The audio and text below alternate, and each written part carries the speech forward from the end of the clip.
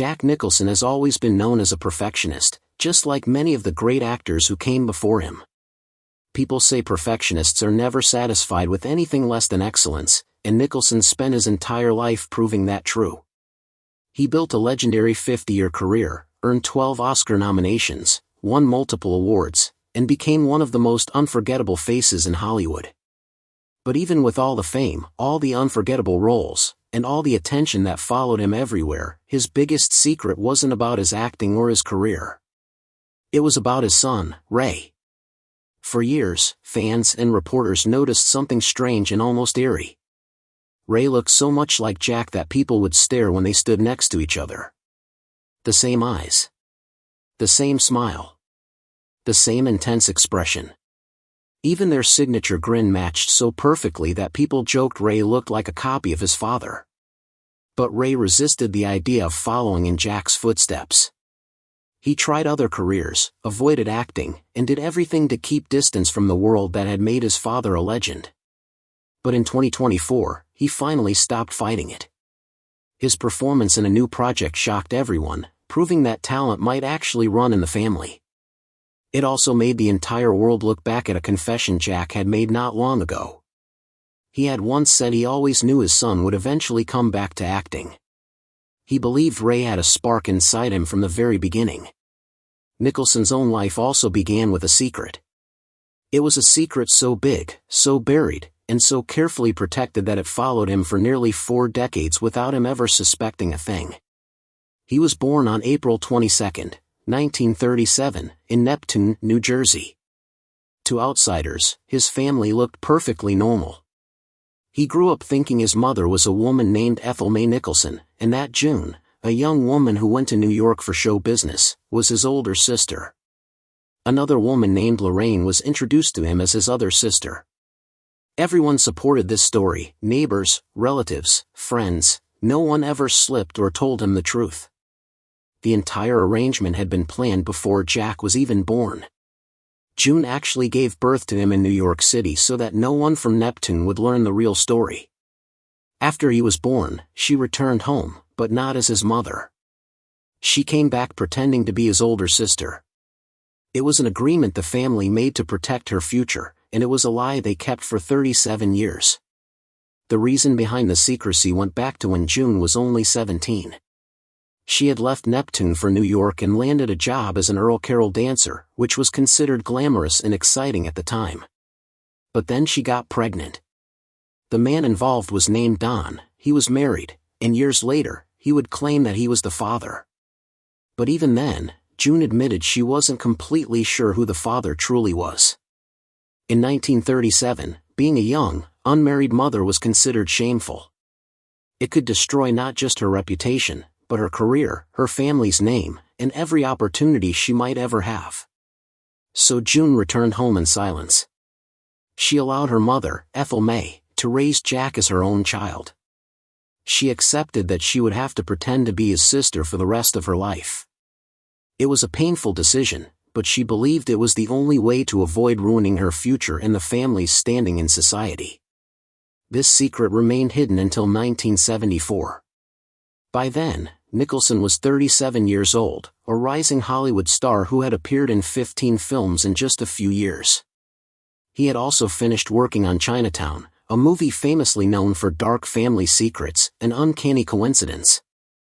At the same time, Time magazine was preparing a major cover story on him. Their fact-checkers began digging through records, background details, and anything connected to Nicholson's past. While checking old documents, they noticed strange gaps, missing information, inconsistent records, and unusual details that didn't add up. They called Nicholson and told him something that didn't seem real. They said the man he thought was his father might still be alive, and that Ethel Mae was not his mother but his grandmother. June, the woman he believed was his older sister, was actually his real mother. The news hit him like a shockwave. It felt too unbelievable to accept. He immediately called his Uncle Shorty and repeated everything he had just heard. He said, "A man called me and said my father might still be alive, that Ethel Mae wasn't my mother, and that June was my real mother. It's the most insane thing I've ever heard." Shorty tried to deny it at first, but eventually admitted that everything was true. By then, both June and Ethel May had already passed away. Nicholson would never get the chance to ask them why they chose to hide the truth from him. Long before this discovery, Nicholson's journey into Hollywood had already begun in a very unexpected way. In 1955, he started working as a mail clerk in MGM's animation department, where he met William Hanna and Joseph Barbera, the famous creators of Tom and Jerry. They liked him so much they even offered him a job as an animator, but Nicholson had other dreams. A small opportunity in the mailroom led him to his first audition. His first film, The Crybaby Killer, came out on August 18, 1958. He was only 20 years old. The movie followed a teenager who panics and takes a mother and her baby hostage. The film didn't do well. It failed at the box office and disappeared for decades until it was finally released on DVD in 2006. But Nicholson didn't give up. In 1963, while filming The Terror with Boris Karloff, Nicholson almost drowned. He was wearing a heavy military uniform for a scene in the ocean, and the weight pulled him underwater. The film was supposed to take only 2 days to shoot using leftover sets, but it dragged on for 9 months with 5 different directors working on it. Despite the chaos, this project changed Nicholson's life because he met Sandra Knight, the actress who would become his only wife. They married in 1962 and had a daughter named Jennifer in 1963. Their marriage lasted until 1968. During these years, Nicholson was stuck in small low-budget films, often horror movies, and struggled to find steady, meaningful roles. By 1967, Nicholson began writing scripts. He wrote The Trip, a film about LSD that gave him enough income to survive. He co-wrote Head the following year for the Monkees. These projects kept him going until his big break arrived with Easy Rider in 1969. But even that opportunity came from unexpected drama.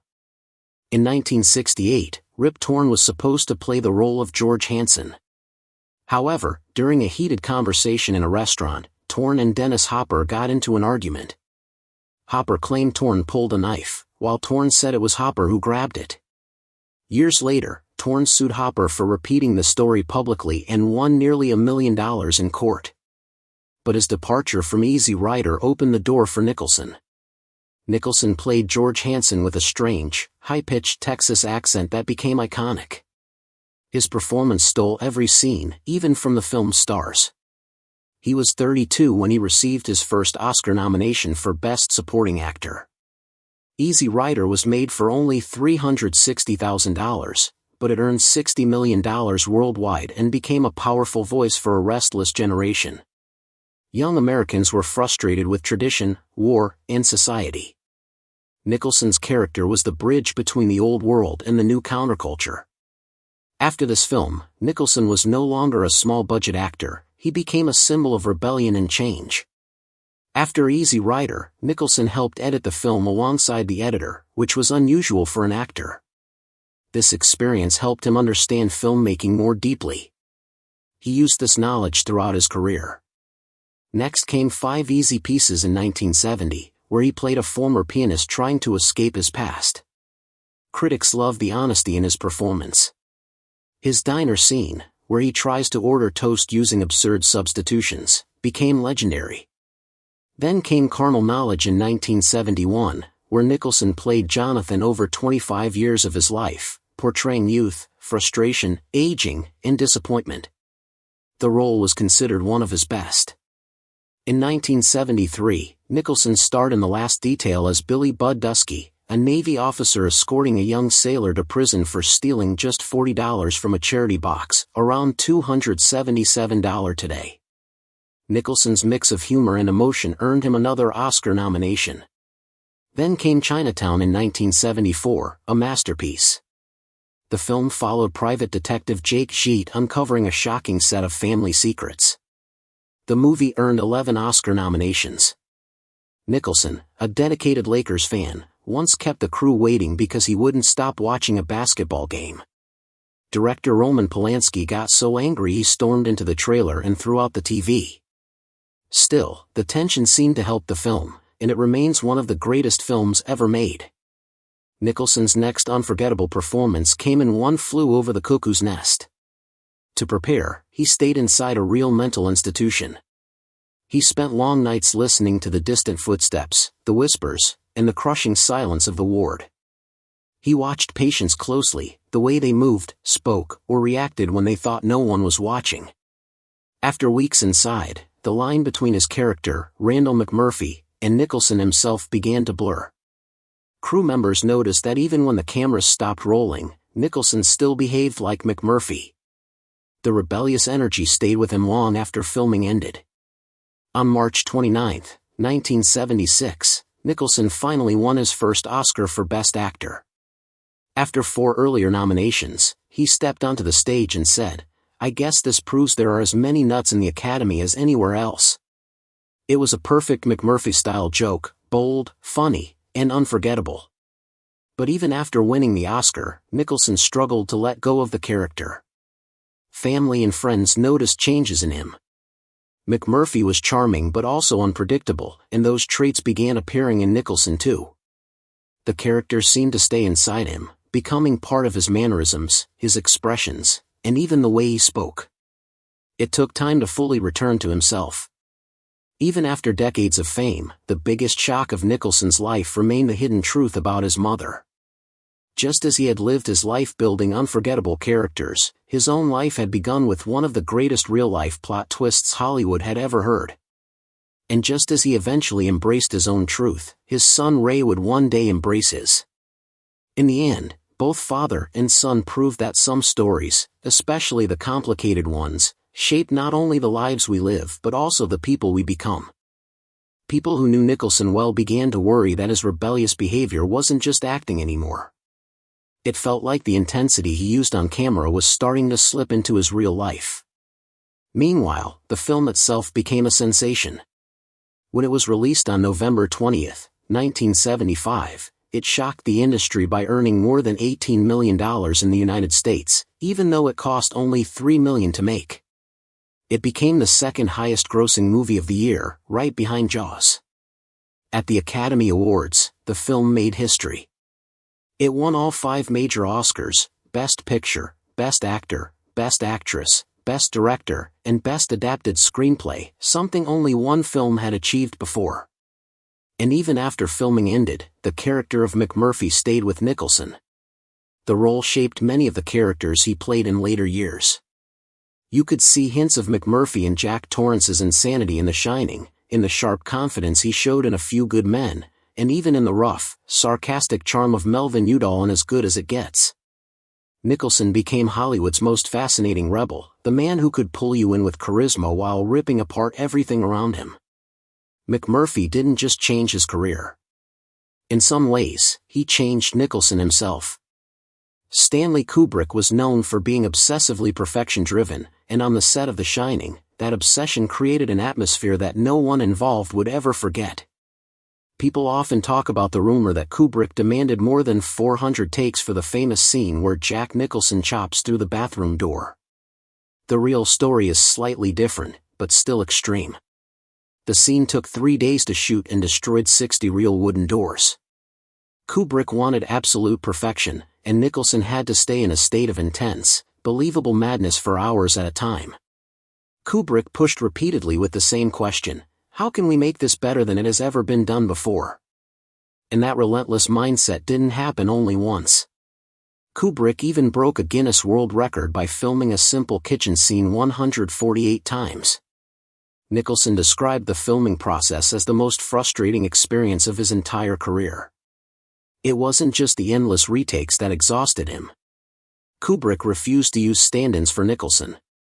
Even during lighting adjustments, which actors normally skip, Nicholson had to remain on set, still holding the emotional tension of the character. That constant pressure seeped into his performance, making Jack Torrance feel so real, so unhinged, that audiences still talk about it decades later. And then came the most iconic moment in the entire film. The famous line, "Here's Johnny," wasn't written in Stephen King's book, and it wasn't in the script either. Nicholson improvised it, borrowing the line from The Tonight Show, where Ed McMahon would introduce Johnny Carson. Millions of people were familiar with the phrase in a cheerful, friendly way. But Nicholson twisted it, giving it a horrifying energy that no one had ever imagined before. Kubrick almost removed the line because he didn't understand the reference, but once he saw the shot framed through the broken door, he realized it was too powerful to cut. From that point on, the line no longer belonged to late-night television. It belonged to horror history. Life on set was emotionally draining. Nicholson's intense method acting mixed with Kubrick's psychological pressure created an environment that sometimes felt unsafe. Before each take, Nicholson would pace around the set, swing the axe, and work himself into a frenzy. Shelley Duvall suffered the most. Her stress was so severe that her hair began falling out in clumps. At one point, she even showed Kubrick pieces of hair that had come out of her scalp. Kubrick pushed her deliberately, believing genuine fear would make her performance stronger. Nicholson's explosive energy, whether real or just acting, was so convincing that even crew members sometimes felt uneasy watching him. But there was one person Kubrick refused to expose to the chaos. 6-year-old Danny Lloyd. The boy had no idea he was acting in a horror movie. Kubrick told him they were filming a simple family drama, nothing scary. Whenever a scene became violent or disturbing, the adult actors were replaced with life-size dolls so Danny wouldn't witness anything frightening. He only saw the harmless, edited pieces filmed around him.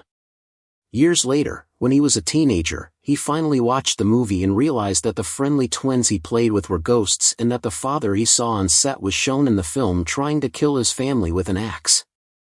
For Nicholson, taking the role of Jack Torrance was a major gamble.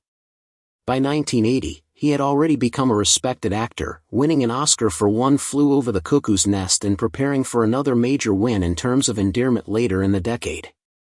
At that time, horror movies were not seen as serious cinema. Critics often dismissed the entire genre as cheap entertainment. When The Shining was first released, it received mixed reviews. Some people thought Nicholson went too far with the madness. Shockingly, both Kubrick and Shelley Duvall received Razzie Award nominations for Worst Director and Worst Actress. It seemed like the movie had failed to impress critics. But over time, opinions changed completely. The Shining became a masterpiece, and Nicholson's performance, once considered too much, became one of the most iconic in film history. The role proved that horror could be as meaningful and powerful as any drama. No story about Nicholson's life or career feels complete without mentioning Anjelica Huston. Their relationship lasted 17 years and became one of Hollywood's most talked about romances. It began in 1973 at Nicholson's birthday party on Mulholland Drive. Huston was only 22, newly arrived from London, and still enchanted by Nicholson after seeing him in Easy Rider. Nicholson was 36 and already known as Hollywood's charming troublemaker. They danced together all night, but even in the beginning, the cracks in their relationship were already visible. Nicholson canceled their very first planned date because he claimed he had to meet with his ex-girlfriend. That single moment foreshadowed the painful pattern that would continue throughout their relationship. In 1985, Nicholson and Huston finally starred in a film together, Prizzi's Honor, directed by Huston's legendary father, John Huston.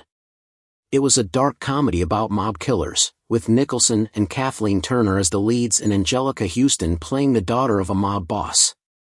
The film cost $16 million to make and earned $26 million worldwide.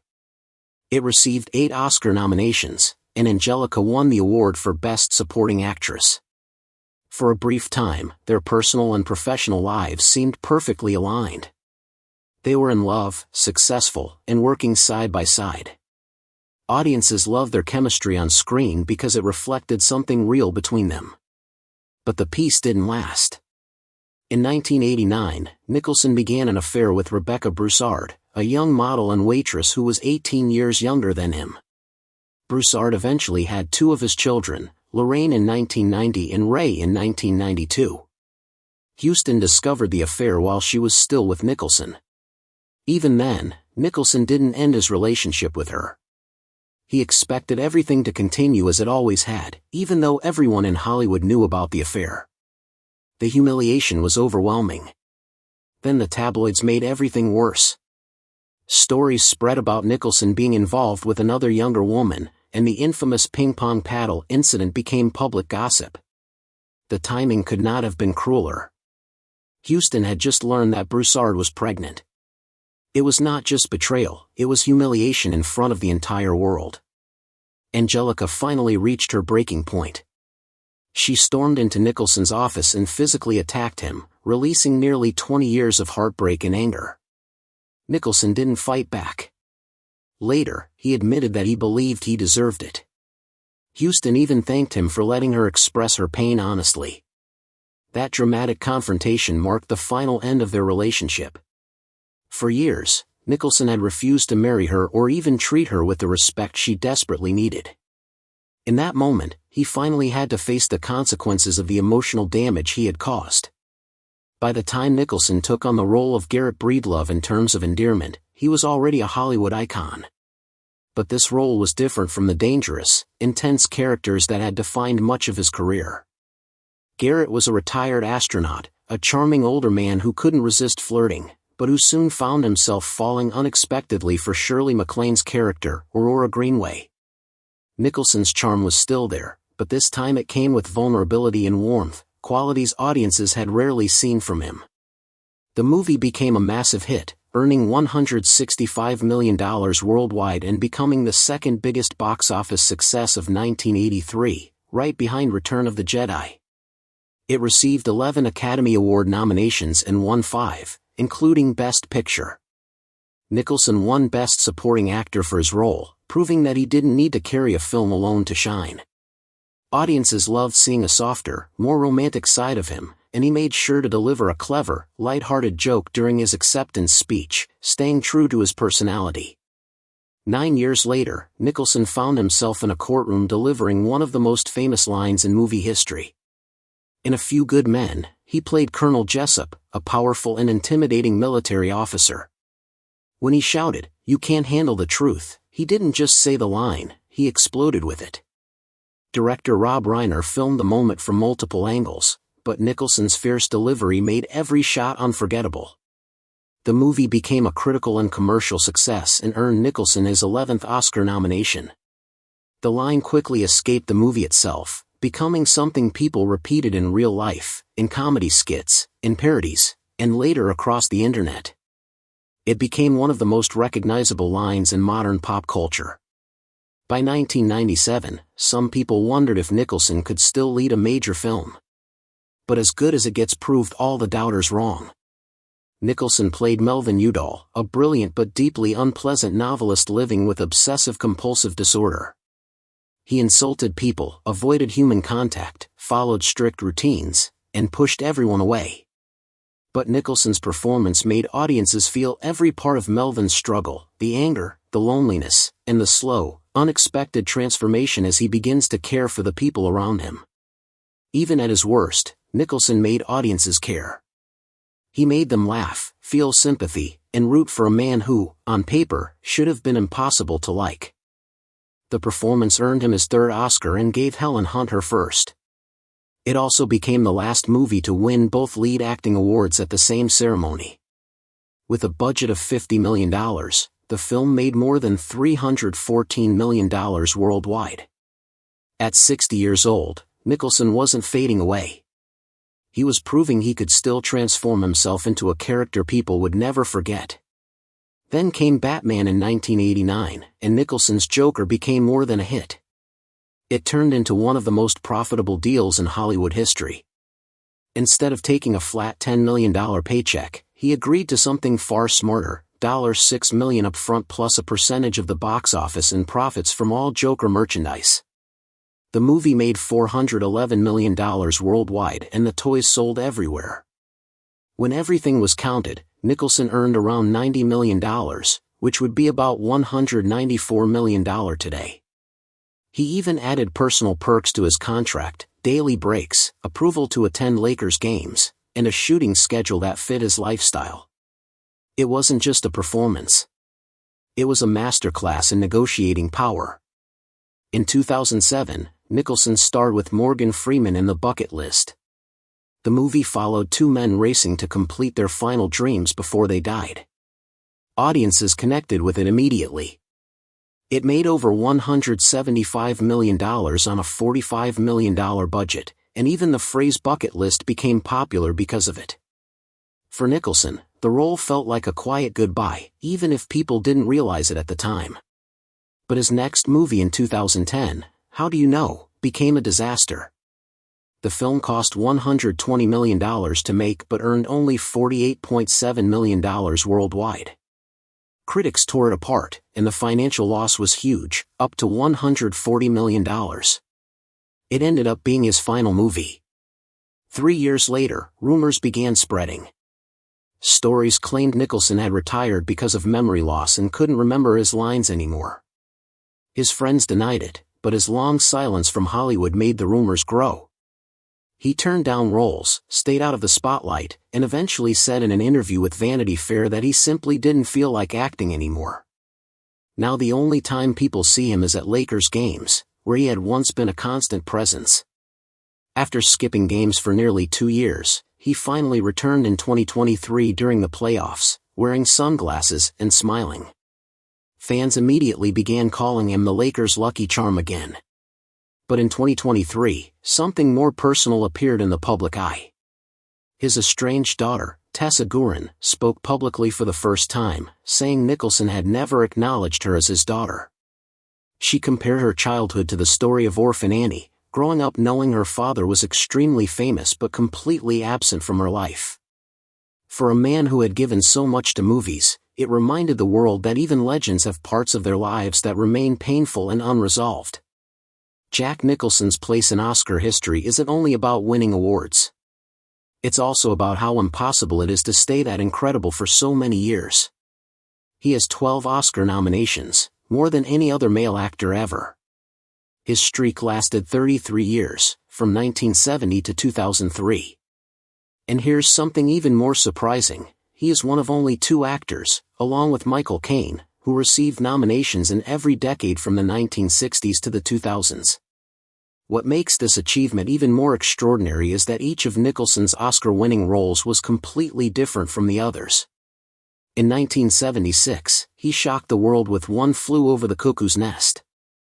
In 1984, he charmed audiences in terms of endearment. In 1998, he reinvented himself yet again with As Good as It Gets. For different decades, for completely different sides of him. Guinness World Records still lists his total, 4 nominations for Best Supporting Actor and 8 for Best Actor, all between 1970 and 2003. His final nomination came at age 65. Proving that the usual rules about aging in Hollywood didn't apply to him. And then there is his son, Ray Nicholson. His rise isn't only about talent. It's also about something almost eerie, the way he looks so much like his father. Born in February 1992 to actress Rebecca Broussard, Ray didn't originally want to act. As a child, he dreamed of becoming an astronaut. Later he thought about working in sports management. For a long time, he stayed away from the entertainment industry that had shaped his father's life. Everything changed in 2024 with Smile 2. His performance was strong, but one thing shocked audiences, the grin. The same wild, unsettling grin that Jack Nicholson had made unforgettable in The Shining returned on Ray's face. It appeared on huge billboards across the world, and seeing that expression again felt almost supernatural. Ray admitted that moment changed him. He realized he didn't have to hide from acting anymore. He could embrace it while still being himself. Audiences noticed immediately. Social media filled with comparison photos. Critics called his presence a haunting tribute. Ray calls his father his hero. He talks about eating dinner with him every night as a child, watching him closely and learning from him. In his own words, that was how he learned to be a human being. Jack Nicholson has always been proud of his son. In an interview back in 2008, he said Ray might keep things private, but once he decides to do something, he commits fully and doesn't let anyone stop him. He said Ray will follow through on his goals and take care of what needs to be done, no matter what people say. What remains is a Hollywood story that feels almost faded.